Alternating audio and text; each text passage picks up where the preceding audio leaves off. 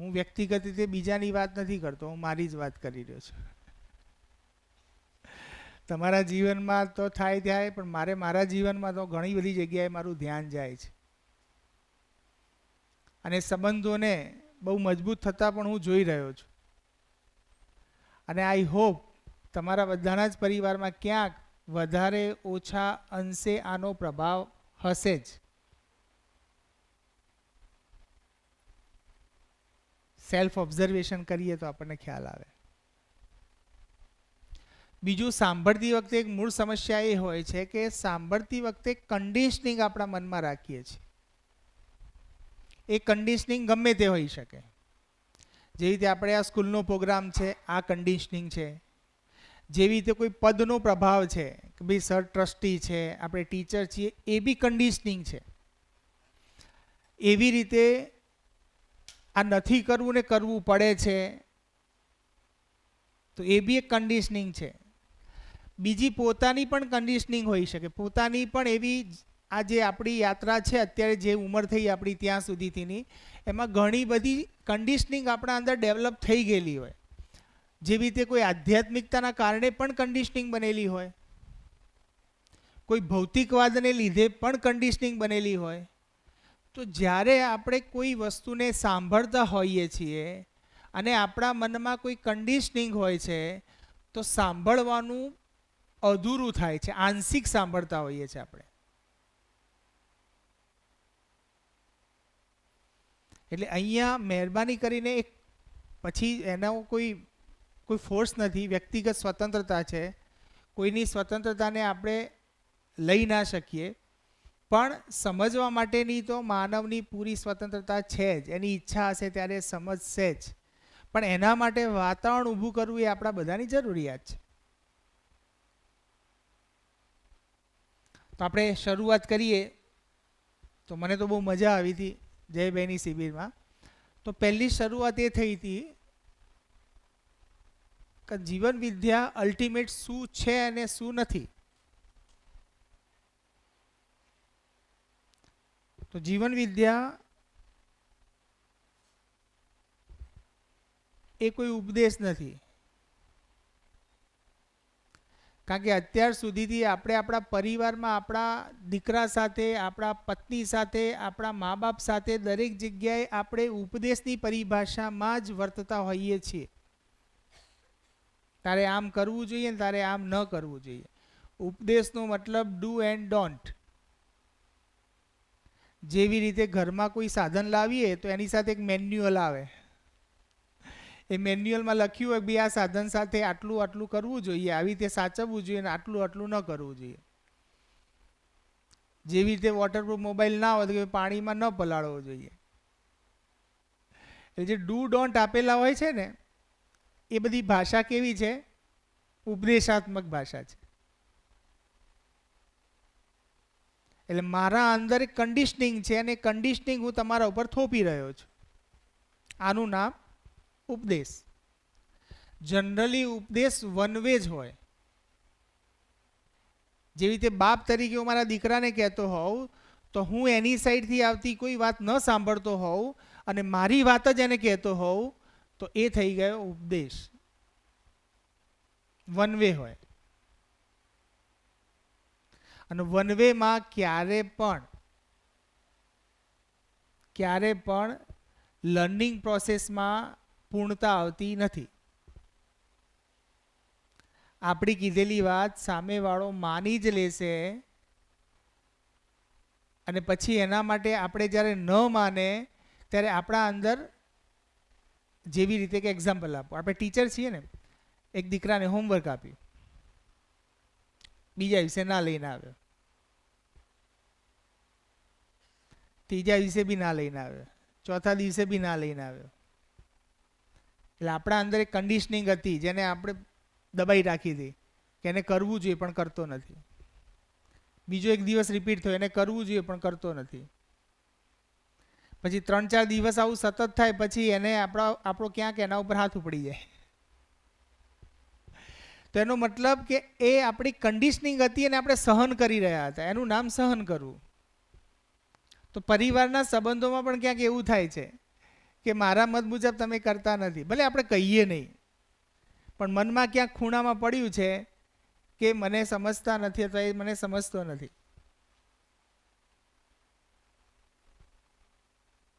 એટલે જનરલી તમે જોજો આપણી કથાઓમાં જેટલા પણ સત્સંગ થાય છે દરેક વસ્તુમાં ઉપદેશાત્મક જ વાત છે. આપણે બાળકને સ્ટોરી બી કહેતા હોઈએ છીએ ને તો ઉપદેશમાં જ કહેતા હોઈએ છીએ, છેલ્લે મોરલ બોલી જ જઈએ આપણે કે ભાઈ આ વાર્તા આમ કહેવા માંગે છે.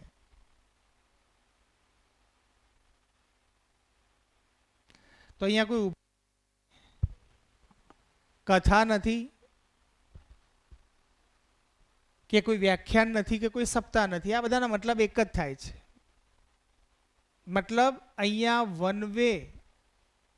વન વે કમ્યુનિકેશન નથી. આ ક્લાસરૂમ છે જેમાં આપણે ટુ વે આપણી જે પણ વાત છે એ રજૂ કરી શકીએ છીએ, સામે મૂકી શકીએ છીએ. તો છે શું તેમાં એમ કહ્યું છે કે અહીંયા પ્રસ્તાવ છે. પ્રસ્તાવ છે. પ્રસ્તાવનો મતલબ પ્રપોઝલ. પ્રપોઝલનો મતલબ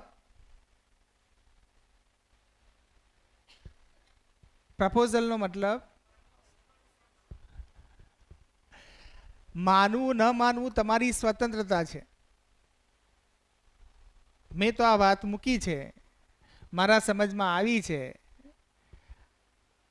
હવે એનો ભાર નથી મારા ઉપર. તમને કીધા પછી મારા પર ભાર નથી, તમારે માનવું જ પડશે એવું. આનું નામ પ્રસ્તાવ. જ્યારે ભાર રાખીએ છીએ ને ત્યારે જ આપણને સ્ટ્રેસ ડેવલપ થાય છે.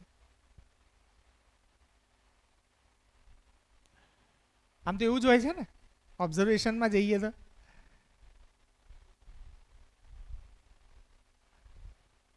પ્રપોઝલની લેંગ્વેજમાં પહેલથી જ આપણને ખબર હોય હું પ્રપોઝલ મૂકી રહ્યો છું, પ્રસ્તાવ મૂકી રહ્યો છું, તો નિરાંતમાં તમે રહો જ, આવેગ આવે જ નહીં.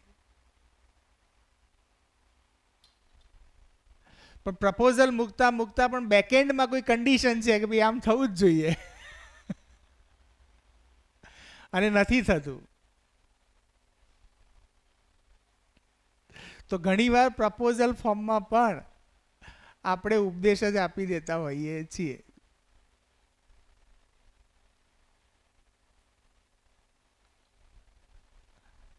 તો અહીંયા એક પ્રસ્તાવ છે, એ પ્રસ્તાવનો મતલબ જ એમ છે કે તમારી સ્વતંત્રતાનું સન્માન કરું છું. મારી વાત મૂકી, તમારે એને સમજવી ના સમજવી એના માટેની તમારી સ્વતંત્રતા છે, એનું પૂરેપૂરું સન્માન છે, કોઈ પ્રેશર નથી. તો આનું નામ પ્રસ્તાવ. પ્રસ્તાવમાં એવું છે કે અહીંયા જે પણ મૂકીએ છીએ એને માનવું એ કમ્પલસરી નથી, પણ ડિઝાઇન એવી છે કે પહેલાં દરેક વસ્તુ માનવામાં જ આવે પછી જાણવામાં આવે છે. ડિઝાઇન એવી છે. જેવી રીતે જીવ અવસ્થા, જો 4 અવસ્થાઓની અંદર કેવું છે, પદાર્થ પ્રાણ જીવ અને જ્ઞાન, આ 4 અવસ્થાની વાત કરી છે.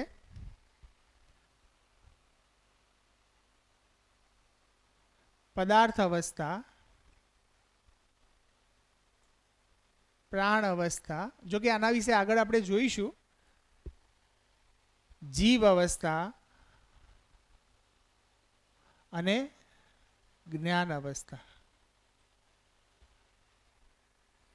પદાર્થ અવસ્થામાં પહેચાનના અને નિર્વાહ કરના, આ 2 વસ્તુ છે. મતલબ લોખંડનો એટમ પોતાના ગુણને સમજે છે અને એ પ્રમાણે જે વર્તે છે એ ક્યારે પણ આજે 100 વર્ષે 1000 વર્ષ પહેલાં કે અત્યારે એના પછી 1000 વર્ષ પછી પણ પોતાના ગુણ સાથે જ રહેવાનો છે. મતલબ એ પોતાના જે રૂપ અને ગુણ છે એના માટે એનું પોતાનું પહેચાનના છે અને નિર્વાહ કરવાનું છે. જેવી રીતે પાણીનો એટમ, તો આજે બી તરસ छिपावશે, આજથી 100 વર્ષ પછી પણ छिपावશે, અને 100 વર્ષ પહેલાં પણ કે 1000 વર્ષ પહેલાં પણ એનું કામ એ જ હતું. એના અંદર કોઈ ચેન્જીસ થયા નથી. મતલબ પોતાના ગુણને પહેચાને છે અને એનું નિર્વાહ કરે છે. પ્રાણ અવસ્થામાં પણ એ જ છે.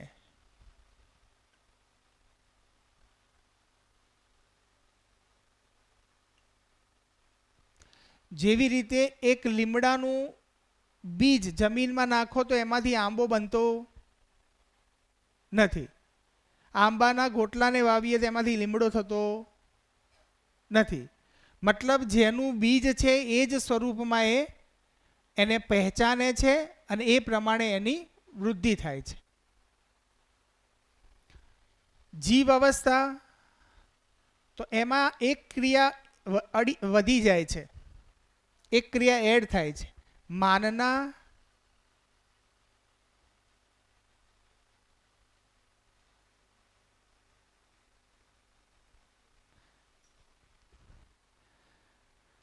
જો માનનાની ક્રિયાને જો વધુ સારી રીતે સમજવું હોય તો માનના એટલે જેને ટ્રેન કરી શકાય. દરેકમાં જીવ છે એવું નથી. માની લો કે આપણા ઘરમાં કોકરોચ આવે તો કોકરોચમાં જીવ છે તો ના. આપણી પરંપરામાં એવું કીધું છે કે વનસ્પતિમાં જીવ છે, જીવજંતુઓમાં જીવ છે, પણ જીવજંતુને વનસ્પતિમાં જીવ નથી. એના વિશેની આગળ કોઈ વખત ડિટેલમાં ચર્ચા કરશું. પણ આપણી પરંપરામાં એ આવેલું છે. ઓકે, જીવ નથી એનો મતલબ એને મારી શકાય તો એવું બી નથી, કારણ કે એનો અસ્તિત્વમાં કોઈક રોલ છે. જેવી રીતે નાના કીટકોનો રોલ કેવો હોય, જેવી રીતે મગફળીની મૂળ ગંડિકાની અંદર રાઇઝોબિયમ કરીને, તો એનું કામ શું છે? વાતાવરણના નાઇટ્રોજનનું એસ્ટાબ્લિશમેન્ટ કરવું. એવી રીતે ઊંધી જેવી વસ્તુઓ છે જે વસ્તુને સળવી કાઢે છે. તો આવા કીટકોનું કામ શું છે? તો એમાંથી એ નાઇટ્રોજન જેવા જે પદાર્થો છે એને વાતાવરણમાં પાછા રિલીઝ કરવા. આ સાયકલ છે. ભલે આપણા માટે નુકસાન, આપણને એમ લાગે કે મારું નુકસાન કરે છે, આપણું કોઈ નુકસાન નથી કરતું. એ સાયકલને સમજીએ તો દરેક કીટકનું સન્માન થાય. એટલે કીટકનું અસ્તિત્વમાં હોવું એ પણ કોઈ ચોક્કસ કામ માટે જ છે. એનો કોઈ ચોક્કસ નિયત નક્કી જ છે કે ભાઈ એના માટેની વ્યવસ્થાના અંદર ભાગીદારી નક્કી જ છે એની. એમનેમ નથી આ અસ્તિત્વમાં. એ સમજમાં નથી આવતું એટલા માટે ઘણીવાર એવા આપણે પ્રયોગો કરીએ છીએ. જેવી રીતે ચાઇનામાં ચકલીઓ મારી દેવામાં આવી હતી. પછી 10-20 વર્ષ પછી ખબર પડી કે એવી ચકલીઓના કારણે, પહેલાં એવું માનતા હતા કે ચકલીઓ આ અનાજની અંદર જે જીવડા છે એ ખાવા આવે છે, બરાબર છે, એટલે ચકલીઓના કારણે અનાજનો બગાડ થાય છે. પછી ચકલીઓ મારવા માટે ઇનામ જાહેર કરવામાં આવે તો લોકોએ ઘણી બધી ચકલીઓ મારી નાખી. તો ઉત્પાદન વધ્યું, 5-10 વર્ષ વધ્યું, પછી ડ્રેસ્ટિકલ ડાઉન થઈ ગયું. પછી રિસર્ચ થયા એટલે ખ્યાલ આવ્યો કે આ ચકલીઓના કારણે જ, ચકલીઓ હતી તો અંદરની ઈયળો ખાઈ જતી હતી, તો આ અનાજ લાંબો સમય સુધીથી ચાલતું હતું. જે બી એના રીઝન આવ્યો, એના ઉપર કોઈ રિસર્ચ થયા હશે. પણ પછી ચકલીઓ એમને બહારથી ખરીદી, પાછી ચકલીઓને એસ્ટાબ્લિશ કરી. એટલે આવું એક નહીં, ઘણા બધા પ્રયોગો આપણે એવા કરતા આવ્યા છીએ કે જેમાં પ્રકૃતિને હંમેશા નુકસાન કર્યું છે આપણે. તો એવી તો ઘણી બધી એક્ઝામ્પલો છે જેને આપણે લઈ શકીએ છીએ. તો અહીંયા જીવ અવસ્થામાં માનનાની ક્રિયા છે. એટલે જે જીવનોને, એટલે કે દાખલા તરીકે કૂતરાનું એક્ઝામ્પલ લઈએ તો કૂતરાને ટ્રેન કરી શકાય છે અને ટ્રેનિંગ આપી શકાય અમુક પ્રકારની. પણ કૂતરું ક્યારે પોતાની કલ્પનાશીલતાનો ઉપયોગ કરીને કોઈ મકાન નહીં બનાવી દે. એની એક લિમિટ છે. એટલે જીવ અવસ્થામાં જીવન બંને સરખા છે, પણ એ જીવનની અંદર એવું છે કે એનું મન એક્ટિવેટ થયું છે, એને જીવવાની આશા છે. એટલે એને આહાર, નિંદ્રા, ભય, મૈથુન સુધીની ક્રિયાઓ ઉપર એનો એના બેઝ ઉપર જ એનું સર્વાઈવલ ચાલે છે. એટલે જીવવું ત્યાં સુધીથી એ જાણે છે, જીના સમજતો નથી. જિંદા રહેના ઓર જીના બંનેમાં ફરક છે. જિંદા રહેવું મતલબ પોતાના શરીરને ટકાઈ રાખવું, અને જીનાનો મતલબ શરીર ટકાઈ રાખવું એ તો બાય પ્રોડક્ટ થઈ જશે. જીનાનો મતલબ મારું નિરંતર સુખી થઈ જવું. એટલે કોઈ બી માણસને આપણે જોઈશું ને તો કોઈ એક શરીર ટકાવી રાખવા જીવતું ના હોય, પણ અત્યારે શરીર ઓરિએન્ટેડ જ ચાલે છે મોટાભાગની આપણી ક્રિયાઓ. એટલે પીડા એની છે કે હજી પણ પેલી જીવ અવસ્થામાં જે માનવાની ક્રિયા છે એ જ માનવાની ક્રિયાના આધારે આપણે ડ્રાઈવ થઈએ છીએ, એટલે આપણને તૃપ્તિ આવતી નથી. એટલે માનવાની ક્રિયાને જો ટેસ્ટ કરવો હોય તો એ જ છે કે જે પ્રાણીઓને તમે ટ્રેન કરી શકો છો, એવા પશુ પક્ષી જે પણ છે, જેવી રીતે પોપટ, તો એવા જેટલા પણ પક્ષીઓ ને છે એ બધાને આપણે માનવાની ક્રિયામાં લઈ શકીએ. તો માનવાની ક્રિયા એ સર્વાઈવલ માટે આપણે જોઈ શકીએ. તો માનવાની ક્રિયાથી આગળ જ્યારે જ્ઞાન અવસ્થા, માનવ અવસ્થા આવે છે, ત્યારે એમાં જાણવાની એક ક્રિયા એડ થઈ જાય છે. અને આ ત્રણ ક્રિયાઓ તો છે જ.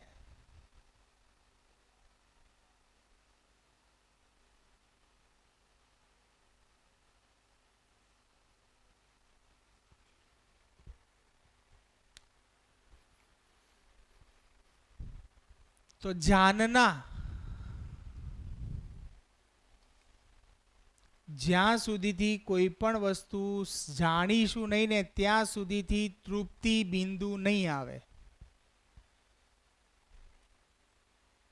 હવે આપણે ચેક કરવાની છે, આપણા અંદર ચેક કરવાનું છે કે હું માનવાથી ડ્રાઈવ છું કે જાણવાથી છું.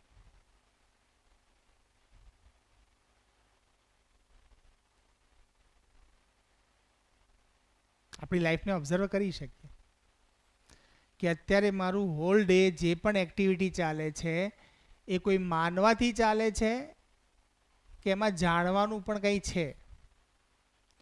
જો જાણવાનું પણ જે છે એ અત્યારે આપણે ભૌતિક રાસાયણિક ઘટનાઓને જાણી શક્યા છીએ, પણ જીવન વિશેનું ક્યાંય હજી જ્ઞાન આવ્યું નથી. સપોઝ એક્ઝામ્પલ લઈએ, અત્યારે દુનિયાના કોઈ પણ સિલેબસમાં જાણવાને લઈને કોઈ કન્ટેન્ટ બન્યું નથી. સપોઝ આપણે પંચતંત્રની વાર્તાઓ આપણે પછી કહીએ કે આપણે મોરલ વેલ્યુ ભણાવીએ છીએ. જો મોરલ વેલ્યુ જ્યારે જ્યારે ભણાવવામાં આવે છે ત્યારે આપણે જોયું છે કે આપણે જ નીરસ હોઈએ છીએ. મોરલ વેલ્યુ ભણાવવામાં આપણા અંદર કોઈ એવી એનર્જી કે ઉત્સાહ હોતો જ નથી. કારણ કે મોરલ વેલ્યુ જે હું બોલી રહ્યો છું ને એ અલ્ટિમેટ ક્યાંથી નીકળી રહ્યું છે? કોઈ માનવાની ક્રિયામાંથી.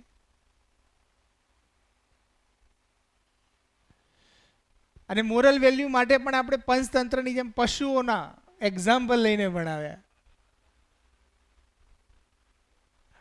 એક તો એને પીરસવા વાળો બી નીરસ, અને ઉપરથી જે એક્ઝામ્પલ આપે છે એ બી પ્રાણીઓનું. તો આપણને ઘણીવાર એમ લાગે છે કે અધ્યયન જે થાય છે, સામેવાળો વ્યક્તિ જે અધ્યયન કરી રહ્યો છે ને એ મારા શબ્દોનું કરી રહ્યો છે.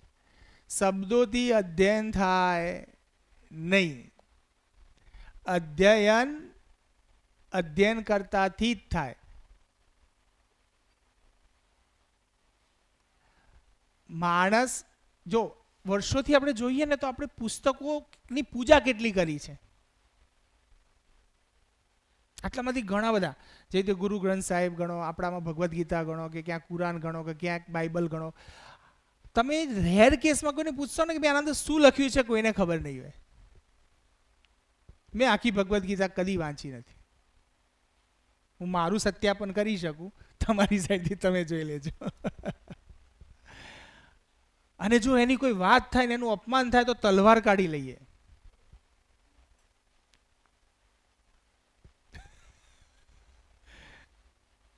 આપણને એમ લાગે છે કે શબ્દો મને જીવતા કરશે. શબ્દોથી ક્યારે પણ જીવવાનું આવશે નહીં.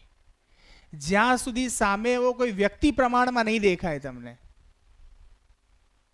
એટલે આપણી પાસે મોટી ચેલેન્જ છે. બાળકો સાથે કામ કરવું એટલે માનવ સાથે જ્યારે ડીલ કરતો હોય ત્યારે માનવ આચરણથી પૂર્ણ નહીં હોય અને ખાલી શબ્દો બોલે જશે તો અધ્યયન થશે નહીં. એટલે આપણે વાતો ઘણી બધી કરીએ છીએ, શબ્દો સારા એવા બોલીએ છીએ, પણ એ શબ્દોના અંતે પણ સામેવાળા વ્યક્તિમાં એ જ્ઞાન ઉતરતું નથી. તો એ મારામાં ગેપ છે, ક્યાંક સામેવાળામાં નથી.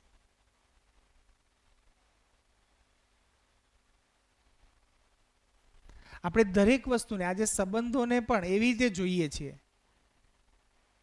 કે વસ્તુની સાપેક્ષમાં જ જોઈએ છીએ મોસ્ટ ઓફ વસ્તુ.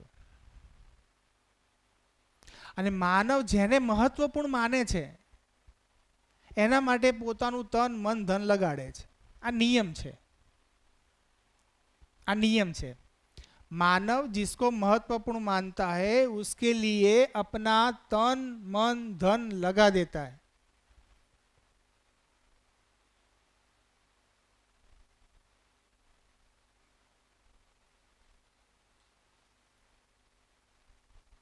तो कोई एग्जाम्पल?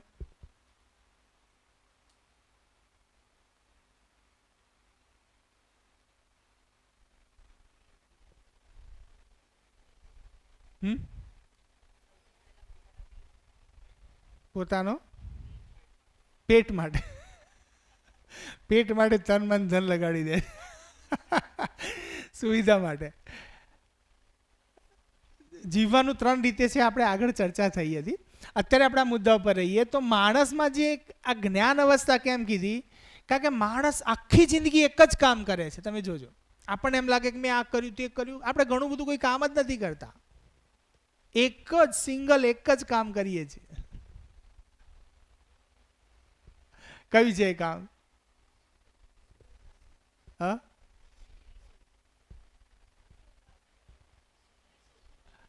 સુખની શોધ. સુખની શોધ માટે શું? તો એક જ કામ, સમજવું. અને સમજવા માટે વાતચીત. તો વાતો કરવી એ પણ કામ છે. આપણને એમ છે કે વાતો કરવી એ કામ છે, પણ સાર્થક વાતો કરવી એ કામ છે.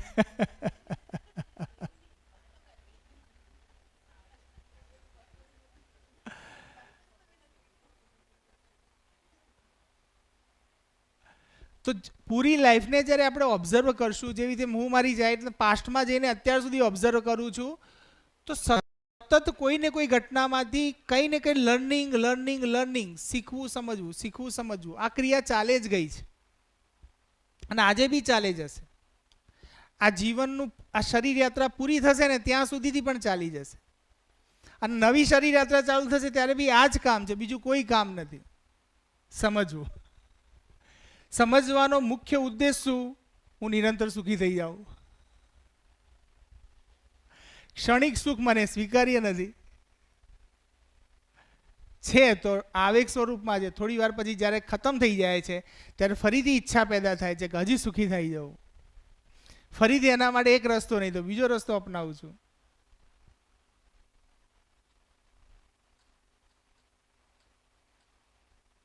તો માણસ કોઈ જાજુ કામ નથી કરતો, એક જ કામ કરે છે. કયું? સમજવું. અને સમજવું એ જ છે ને જાણનાની પ્રોસેસમાં છે. એટલે માનેલી વસ્તુઓ જ્યાં સુધીથી મારા જહનમાં ઉતરશે નહીં અને એનું દર્શન નહીં કરું ત્યાં સુધીથી, મતલબ એ વસ્તુ જેવી છે એવી હું નહીં જોઈ લઉં ત્યાં સુધીથી એક ક્વેશ્ચન માર્ક મારા મગજમાં ક્યાંક બેકએન્ડમાં તો પડેલો જ છે, ભલે હું એને એક્ટિવેટ કરું કે ના કરું.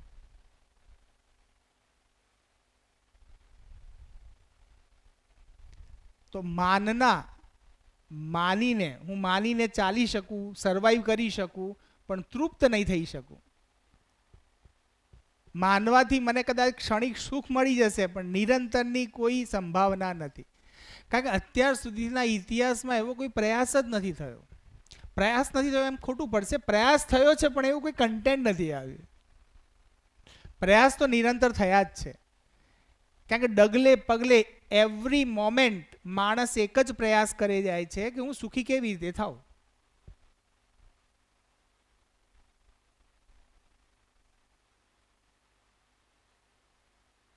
તો માનવાનું નથી,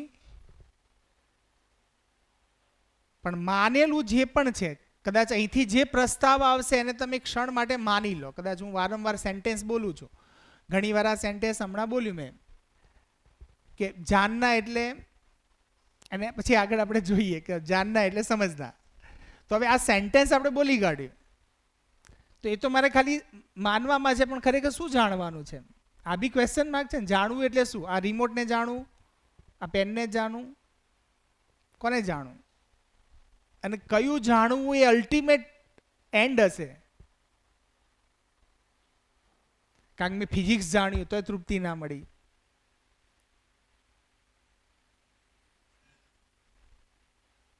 મેં સમાજને જેટલો સમજી શકાય એટલો સમજ્યો તોય તૃપ્તિ ના મળી, સંબંધોમાં પણ જીવ્યા તોય તૃપ્તિ ના મળી. કારણ કે બધા સંબંધો માનવાના બેઝ ઉપર હતા. જે રીતે પતિ પત્નીનો સંબંધ માનવાના બેઝ ઉપર છે. જ્યાં સુધીથી માનવાના બેઝ ઉપર છે ત્યાં સુધીથી તું મેં થશે, અંતર વિરોધ થશે, એકબીજાને ખોટું લાગશે, અને એમને એમ સંસાર ચાલ્યો જશે. પછી પેલું વાક્ય છે સુખ દુઃખ સાથ સાથ હૈ, જીવન એક संघर्ष है, संसार माया है. छेल्ले अल्टीमेट कुछ समझ नहीं आया है. તો જે પણ સંબંધની પૂર્ણ વ્યાખ્યા શું છે, સંબંધની જે વ્યાખ્યા કરીએ છીએ શું છે? કોઈને ખ્યાલ છે સંબંધની વ્યાખ્યા? જો શબ્દો તો આપણે બધા બોલવામાં પિતા, પુત્ર, પત્ની, માતા, પિતા, ઘણા બધા શબ્દો આપણે બોલીએ છીએ, પણ અલ્ટિમેટ સંબંધ એટલે શું? તો સમ એટલે પૂર્ણતા.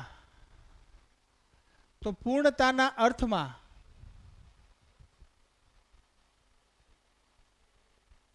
અનુબંધ, ઉપયોગિતા પૂરકતાના આધારે.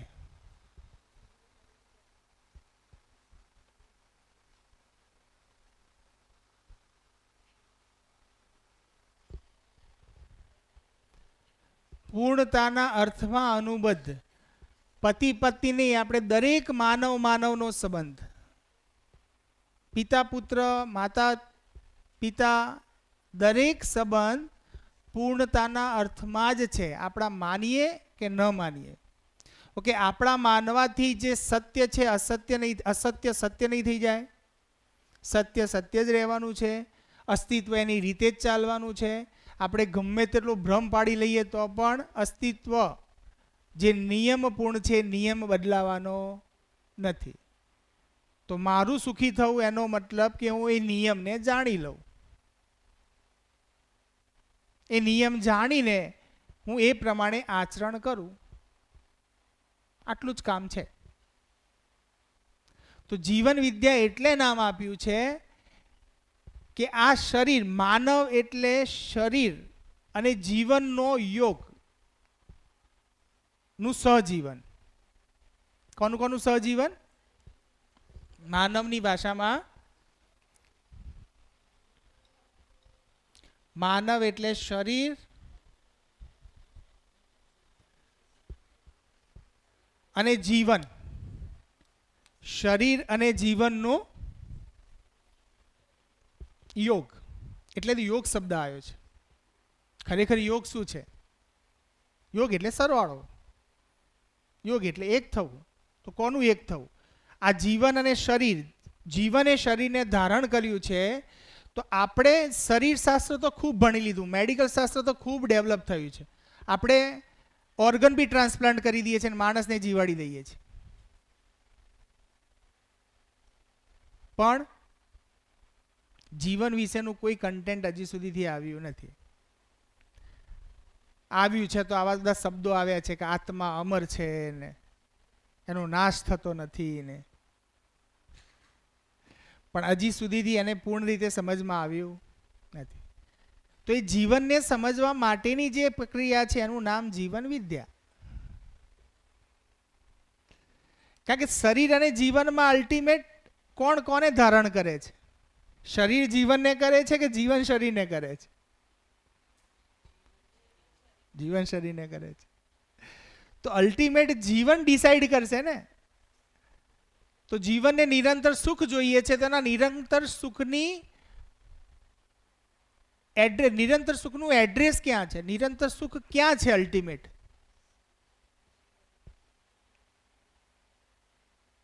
નિરંતર સુખનું જ્યાં સુધીથી એડ્રેસ ક્લિયર નહીં થાય, ક્લિક નહીં થાય, ત્યાં સુધીથી આ શરીર યાત્રામાં હંમેશા ચડાવ ઉતાર ચાલે જ જશે.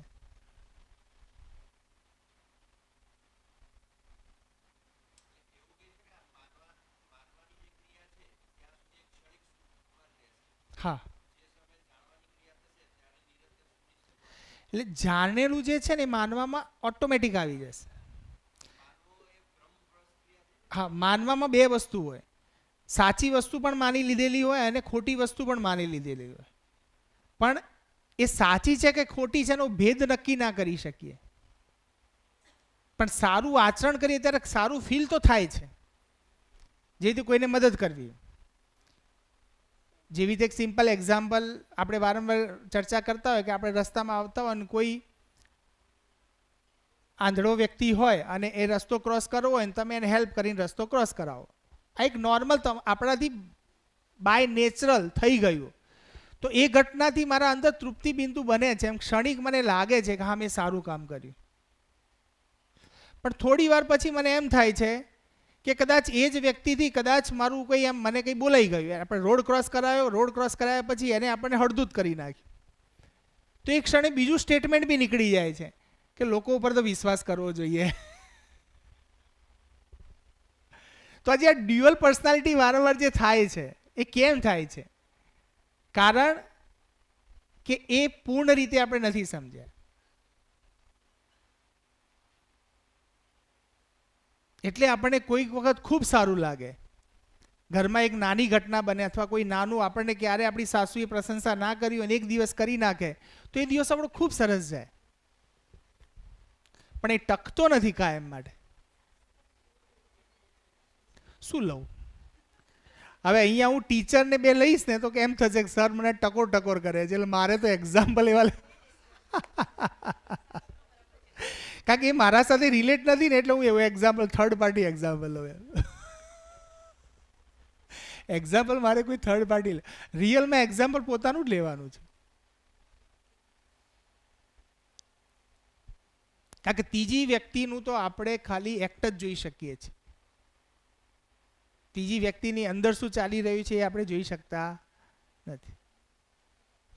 અને એ જે ડ્યુઆલિટી છે ને, જે દ્વૈત સ્વભાવ છે ને, અંદર કંઈક અલગ ને બહાર કંઈક અલગ, એની પીડા છે.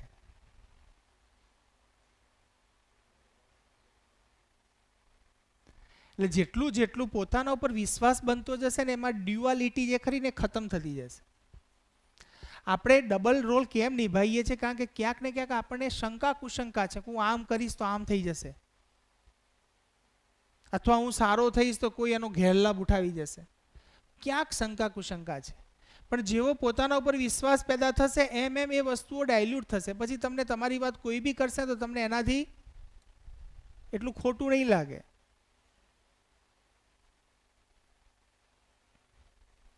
આપણે અત્યારે ઘણી બધી બાબતો એવી, આપણે સિમ્પલ વિચારીએ કે અત્યારે આ પૃથ્વી પર 800 કરોડ માણસો, 800 કરોડ માણસો એટલે કેટલા પરિવાર કહેવાય અંદાજે? દરેક પરિવારમાં ફિક્સ સંખ્યા કોઈ ગણી કાઢો, 7-8 સંખ્યા ગણી કાઢી, વોટ એવર. તો 101 કરોડ પરિવારો છે. આ 100 કરોડ પરિવારોમાં એક પણ પરિવારમાં કોઈનું મન દુઃખ નહીં થયું હોય અને પ્રેમપૂર્વક જ જીવ્યા હશે, અથવા કોઈ પરિવારની અંદર કોઈ સમસ્યા જ નહીં હોય, એવા પરિવાર કેટલા?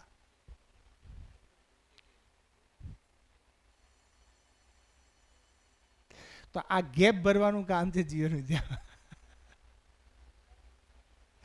એટલે હાલ આપણને આ સંભવ લાગે છે, બરાબર. તો માનવું નહીં, જાણવું, જાણવાની ક્રિયા આપી છે અહીંયા. કયા પ્રોસેસમાં પ્રસ્તાવ છે?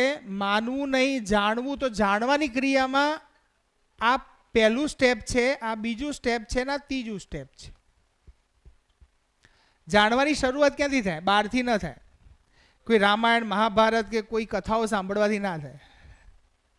જાણવાની ક્રિયામાં સ્વયંથી થાય કે જ્યારે આવો કોઈ વ્યવહાર થાય ત્યારે મારા અંદર શું ભાવ પેદા થાય છે, એ ભાવને હું જોઉં અને એ ભાવને હું સમજું તો હું એને એનાલાઇઝ કરી શકીશ. એટલે આજે જીવન વિદ્યાની શરૂઆત અઘરી પડે છે એનું કારણ કે સેન્ટરમાં હું છું. જે પણ નિયમ સમજવાનો છે મારે છે. અત્યારે હું બોલું અને તમે ના સાંભળો તો જવાબદારી મારે લેવાની છે, તમને કશું ટકોર નથી કરવાની. ક્લાસમાં હું ભણાવું અને છોકરો ભણવા નથી માગતો, છોકરો મસ્તી કરે છે, તો જવાબદારી મારે મારા ઉપર કામ કરવાનું છે, છોકરા ઉપર નથી કરવાનું. ઘરમાં કોઈ ઘટના ઘટે છે તો એ ઘટનામાં સામેવાળો દોષી નથી, મારે મારામાં કામ કરવાનું છે. કારણ કે હું મારી જાતને સમજદાર માનું છું એટલે હું મારા ઉપર કોઈ કામ કરવા માંગતો નથી, હું સીધો બહાર કામ કરવા માંગુ છું ને આ મોટી સમસ્યા છે. એટલે આની શરૂઆત જ નથી થતી. એક જે શરૂઆત થવી જોઈએ જીવન વિદ્યા સમજવાની, એ શરૂઆત એટલે નથી થતી કે માળા મારા ગળામાં છે, જે ઘટના ઘટે છે એ દરેક ઘટના માટે I am responsible. Nobody is responsible, I am responsible. અને હું જવાબદાર ત્યારે જ થઈ શકું કે જ્યારે હું વાતને સમજી શકું. સમજદારી વગર જવાબદારી ક્યારે પણ આવી શકે નહીં.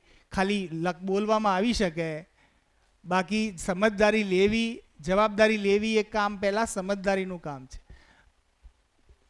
એટલે આમાં જે અઘરું પડે છે એ આટલો જ પોર્શન છે. જો આને ક્રોસ કરી લીધો દરેક ઘટનામાં, આમાં હું શું કરી શકું, આવી કોઈ વસ્તુનો એક સ્ટેટમેન્ટ આવે. જેવી રીતે હમણાં 2-3 દિવસ પહેલાં એક ઘટના ઘટી તો મેન મહેશભાઈએ નક્કી કર્યું કે એના પેરેન્ટ્સ બહુ ગુસ્સામાં હતા. એક ટીચર દ્વારા થોડું હર્ટ થઈ ગયું બાળક, એને કહ્યું હું સ્કૂલમાં નહીં ભણું. તો એક ક્ષણે જ અમે બંને નિર્ણય લીધો અને તરત જ 10-15 મિનિટમાં એ ફોન આવ્યાના 10-15 મિનિટમાં અમે એમના ઘરે. આપણે વિશ્વાસ હતો શું થશે. સામેવાળો વ્યાજબી વાત છે ને, મારું બાળક દુઃખી થયું હોય ત્યારે મારી ફરજમાં આવે છે, આપણી ફરજમાં આવે છે. ક્યાંક તમારાથી કંઈ થઈ જાય છે તો that is my responsibility, not your. તમારાથી કોઈ બાળકને હર્ટ થઈ જાય છે તો મારે મારામાં જોવાનું છે કે મારા ભાઈ બહેનોને સમજાવવામાં ક્યાંક હું ઊણો ઉતર્યો છું. હું હજી તમારા સુધીથી એ મેસેજ નથી આપી શક્યો કે ખરેખર પનિશમેન્ટથી ન ભણાવી શકાય. જો મને પનિશમેન્ટ સ્વીકાર્ય નથી તો મારા વિદ્યાર્થીને કે મારા બાળકને કે કોઈને પણ એ સ્વીકાર્ય નથી. આટલી વાત હું તમારા સુધીથી નથી પહોંચાડી શક્યો તો હું એમાં શું કરી શકું? આ જવાબદારીનું કામ છે, નહીં કે તમને લડી નાખવું. છોકરો હોમવર્ક ના લાવે લડી નાખીએ. એટલે આ કામ એટલું મજાનું છે ને કે પોતાના ઉપર કરવાનું છે, એટલે થોડું અઘરું પડે છે. ઓકે, તો આજે આટલું રાખીએ. હું ધરતીબેનને બોલાવું છું. એમને સરસ મજાનો હેપીનેસનો પ્રોગ્રામ રન કરે છે તો એમના એક્સપિરિયન્સ આપણે થોડા સાંભળીએ. તો આજે હું મારી માતૃભાષા એટલે કે ગુજરાતીમાં જ મારા અનુભવો શેર કરીશ. તો આમ તો હું 5 વર્ષથી, મતલબ આ મારું 5મું વર્ષ છે અહીંયા જોબમાં. તો 4 વર્ષ તો મસ્ત સંસ્કૃત અને એસએસ એવા વિષય ભણાવ્યા. આ વર્ષે ટાઈમ ટેબલ સેટ થયો, છેલ્લે ભાવના મેડમ કે હેપીનેસ લેવાનું, મરાયા. હેપીનેસ પહેલાં તો એમ થયું કે હેપીનેસમાં શું કરવાનું હશે, છોકરાઓને હેપી રાખવાના કોઈ બી હિસાબે, કહો તો નહીં કરી લઈશું, એવું મનમાં થયું. પછી મેડમ કે અહીંયા આપણે હેપીનેસની બુક બી છે. તો મેં કીધું સારું જોઈ લઉં બુક. મેં બુક જોઈ, મને થોડી અટપટી લાગી, અંદરના જે વર્ડ્સ મને થોડા ઓકવર્ડ લાગ્યા, મારી સમજમાં નહોતા આવતા બધા વર્ડ્સ. તો મેં પૂછ્યું મેડમને કે મેડમ આ હું કેવી રીતે કરાવીશ, તમે આપ્યું તો છે પણ મને ઇઝી નહીં લાગતું, હું કેવી રીતે કરાવીશ? તો મેડમ કે કંઈ વાંધો નહીં, તમે જુઓ બુક, 1-2 ક્લાસ લો, ધીમે ધીમે થઈ જશે. હવે માથે પડ્યું એટલે કરવાનું તો હતું જ, કોઈ બી હિસાબે હા પાડો કે ના પાડો એ વિચારીને મેં તો સારું હવે આપણે કરવાનું હે તો પછી સારી રીતે જ મતલબ જોઈએ એમાં શું થાય. તો પહેલી જ વાર હું ગઈ હેપીનેસનો ક્લાસ લેવા, ને એમાં બી 3જું ધોરણ. હવે બીજા સુધી તો મતલબ મધર ટીચર એ લોકોને હેન્ડલ કરતા હોય, અને આમ હું 6 to 8માં લેતી, ના 3જા ધોરણમાં જવાનું એટલે મને થોડું ટફ લાગે. ક્લાસમાં ગઈ, એવા છોકરાઓ, નાના છોકરાઓ હતા 3rdના, અને ડિરેક્ટલી મતલબ અહીંયા આવ્યા હતા, પહેલાં મધર્સ ટીચર જોડે હતા અને પછી અહીંયા આવ્યા એટલે એ લોકો મેમ પાણી પીવું છે, મેમ વોશરૂમ જવું, મેમ આ મને આમ કરે છે. એટલે હવે આ છોકરાઓને પહેલાં તો શાંત કઈ રીતે કરવા એ જ કન્ફ્યુઝન તો મરાઈ નાખ્યા. પહેલો ક્લાસ લીધો તો હું કંટાળી ગઈ, આ કેવી રીતે હું હેન્ડલ કરીશ. એમાં બી આખા વર્ષ હેપીનેસ છે જ્યાં સુધી અહીંયા છું તો ત્યાં સુધી તો હવે સબ્જેક્ટ આપ્યો એટલે એ કરવો તો પડશે જ, તો કંઈક તો કરવું પડશે. પછી મેં બુક જોઈ તો એમાં એક ટોપિક હતો ધ્યાન દેકર સુનના, ધ્યાન દઈને સાંભળવું. તો એ ટોપિક પર મેં થોડું મતલબ જોયું, એની ડિટેલ જોઈ બધી બુકમાં. પછી એની સ્ટોરી મેં મારી રીતે જ બનાવી અને સ્ટોરી મેં છોકરાઓને કીધી. ધીરે ધીરે ધીરે એમ કરતાં 3-4 મહિના થઈ ગયા. હેપીનેસના લેક્ચર લીધા ને અલગ અલગ ટોપિક લીધા. મેં નિર્દેશ અનુસાર કાર્ય કરવું, શ્વાસની સમજ, ધ્યાન દઈને સાંભળવું, ધ્યાન દઈને જોવું. પછી એક એવા અલગ અલગ ટોપિક લીધા મેં એમને અલગ અલગ એક્ટિવિટી કરાવી, અને એ એક્ટિવિટી થ્રુ છોકરાઓમાં બી પરિવર્તન આવ્યું, સાથે સાથે મારામાં બી પરિવર્તન આવ્યું. અને લાસ્ટ મેં જ્યારે લેક્ચર લીધું ત્યારે એમાં એ ટોપિક એવો હતો અપને પાસ ક્યાં હે. તો એમાં મેં છોકરાઓને એક એક્ટિવિટી કરાવી. છોકરાઓને કીધું તમારા કંપાસ બોક્સ બધા બહાર નીકાળો. કંપાસ બોક્સ નીકાળો ને અંદરની જે વસ્તુઓ છે એ વસ્તુઓ તમે જુઓ કે શું છે તમારી જોડે, તમે ઓબ્ઝર્વ કરો. હું તમને 5 મિનિટ આપું છું, પછી હું પૂછીશ તમને કે તમારા કંપાસ બોક્સમાં શું શું છે. તો છોકરાઓએ કંપાસ બોક્સ નીકાળ્યો, જોયું. અમુક એવું બી કે પોતાનું નહીં પણ બીજાનું જોવાનું, એવું હોય બધામાં હેબિટ. ઇવન આપણામાં બી હોય કે આપણી જોડે આ નથી, એની જોડે આ છે. તો એવી રીતે છોકરાઓ બી ઓબ્ઝર્વ કર્યું. એ બાબતે મને બી સમજવા મળ્યું કે હું બી એવું જ કરું, આની જોડે આ મારી જોડે આ નથી. તો પછી છોકરાઓએ બધું નીકાળ્યું બહાર, જોયું. પછી મેં એ લોકોને જે ટાઈમ આપ્યો તો એ ટાઈમ પત્યો, મેં વારાફરતી છોકરાઓને બોલાયા અને જે કંપાસ બોક્સ હતું એ મેં મારી પાસે લઈ લીધું અને છોકરાને મેં આગળ ઊભો રાખ્યો અને પૂછ્યું કે તારો કંપાસ બોક્સ કયા કલરનો હતો, પછી એમાં કેટલી પેન્સિલ હતી, કેવું ઇરેઝર હતું, કેવો સંચો હતો, એવું બધું પૂછ્યું. છોકરાઓએ આન્સર આપ્યા. અમુક છોકરાઓ એવા બી આન્સર આપ્યા એની જોડે જે હતું એ ના જોયું પણ બીજાનું જોયું કે મેમ ઉસકે પાસ યે થા. તો મારા માઇન્ડમાં બી હા મારી જોડે બી આવું થાય છે. એટલે જેમ જેમ છોકરાઓને મેં હેપીનેસના લેક્ચર લીધા તો છોકરાઓને મતલબ એમનામાં જે ઇમ્પ્રુવમેન્ટ આવ્યું તો સાથે સાથે મને મારામાં બી એ ટોપિકને લઈને ઇમ્પ્રુવમેન્ટ જોવા મળ્યું. પછી શ્વાસની સમજ, નિર્દેશ અનુસાર કાર્ય કરવું. તો એમાં એક છોકરીએ મતલબ મેં સ્ટોરી કીધી તો એક છોકરીએ મને એવું કીધું કે મને મારા ઘરેથી પનિશમેન્ટ આપે, મારા પપ્પા છે ને મને ઉલટી લટકાવી દે દોરી બાંધીને. તો એને આવું કીધું તો હું શોક થઈ ગઈ, ઉલટી લટકાવી દે, કેમ ઉલટી લટકાવી દે, તે કંઈક કર્યું હતું. પછી એને મતલબ એના બધા એના જે અનુભવો હતા એને મને કીધું કે કેમ ઉલટી લટકાઈ, એની પાછળ શું રીઝન હતું. પછી મેં છોકરીને કીધું કંઈ વાંધો નહીં, હવે જે થઈ ગયું એમાં તો કોઈ ચેન્જીસ આવવાના નથી, પણ તું આજ ઘરે જઈને તારા પેરેન્ટ્સને સોરી બોલજે અને કહેજે કે હવેથી હું નહીં કરું એવું. તો વીકલી એક જ લેક્ચર હોય હેપીનેસનું. તો નેક્સ્ટ સેટરડે મેં એને પૂછ્યું કે તે ઘરે જઈને સોરી કીધું હતું. તો કે હા મેં કીધું હતું. મેં તો શું કીધું તારી મમ્મીએ?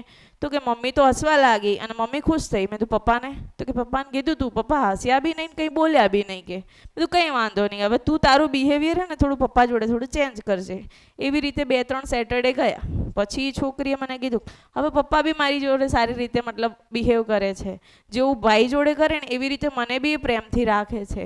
તો એ બી ચેન્જીસ જોવા મળ્યો. અને બીજું ધ્યાન દઈને જોવું એ વાત કરીએ આપણે. પછી શ્વાસની સમજ, તો એમાં બી મેં છોકરાઓને એક્ટિવિટી કરાવી કે તમારી તર્જની, એટલે છોકરાઓ કે તર્જની એટલે કારણ કે વર્ડ્સ મને બી ઓકવર્ડ લાગતા હતા, તે છોકરાઓને બી લાગવાના જ છે. પછી એમને એમની આંગળી રાખીને જોયું કે અંદર જે આપણે શ્વાસ લઈએ ને એ શ્વાસ ઠંડો હોય છે, બહાર જે શ્વાસ નીકાળીએ એ શ્વાસ ગરમ હોય છે. હવે ત્રીજા ધોરણના છોકરાને આ ઓબ્ઝર્વ કર્યું, એમને આ શીખ્યા, એ બી મોટી વાત છે. આવી રીતે ધીમે ધીમે મતલબ છોકરાઓમાં બી ઇમ્પ્રુવમેન્ટ આવ્યું, સાથે સાથે મારામાં બી ઇમ્પ્રુવમેન્ટ આવ્યું. અને આઈ હોપ કે હજી હું સારી રીતે કરાવી શકું, છોકરાઓની સાથે સાથે હું મારામાં બી ઇમ્પ્રુવમેન્ટ લાવી શકું. Thank you.